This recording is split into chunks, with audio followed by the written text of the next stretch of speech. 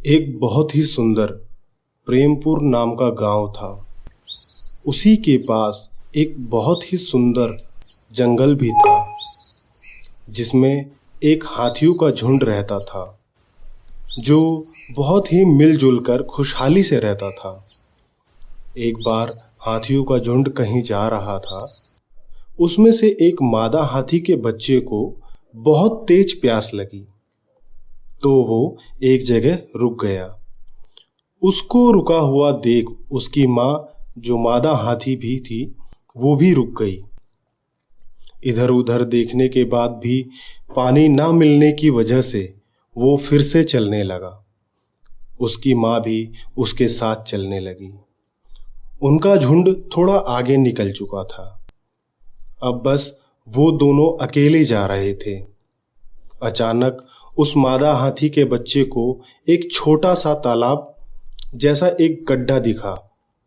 उसमें जरूर पानी होगा, ऐसा सोचते हुए वो उस गड्ढे की तरफ भागा। उसकी माँ भी उसके पीछे पीछे गई।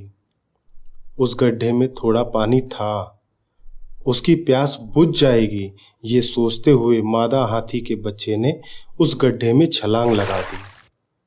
उसकी माँ उसे रोक पाती इससे पहले वो उस गड्ढे में कूद गया था। वो गड्ढा गहरा था, जिसमें से वो बच्चा अब निकल नहीं पा रहा था। बहुत कोशिशों के बाद भी मादा हाथी का बच्चा निकल नहीं पाया और रोने लगा। उसको रोता देख उसकी माँ बहुत परेशान होने लगी। लेकिन बेचारी वो अब करे भी तो क्या करे। अब उनका झुंड भी पास में नहीं था। अगर वो खुद उस गड्ढे में अपने बच्चे को निकालने जाती है तो वो भी फंस जाएगी और दोनों उस गड्ढे से कभी नहीं निकल पाएंगे। यही सब उस मादा हाथी के दिमाग में चल रहा था। वो अपने बच्चों को ऐसी हालात में देख बहुत रोने लगी। वो गांव में जाके किसी से मदद भी नहीं ले सकती थी, क्योंकि गांव वाले उसकी बात नहीं समझेंगे और उससे डर के उसे मार देंगे। तभी वह सोचती है कि चाहे उसकी जान ही क्यों न चली जाए, लेकिन वो गांव में जाएगी और मदद लेके आएगी।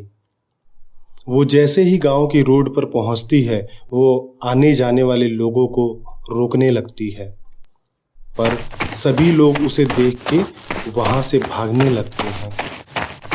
तभी नवीन दूधिया वहां से गुजर रहा था। वो दूध बांटने गांव में जा रहा था। वो मादा हाथी का नजारा देख के घबरा गया और वो भी वहां से जाने लगा। तभी नवीन की नजर उस मादा हाथी की आंखों पर पड़ी, जो रो रही थी। जरूर ये मादा हाथी किसी मुसीबत में है और मदद मांग रही है। नवीन ये सोचता हुआ उस मादा हाथी की तरफ बढ़ने लगता है। सभी गांव वाले उसे रोकते हैं, पर वो नहीं मानता और वो उस मादा हाथी के पास जाता है।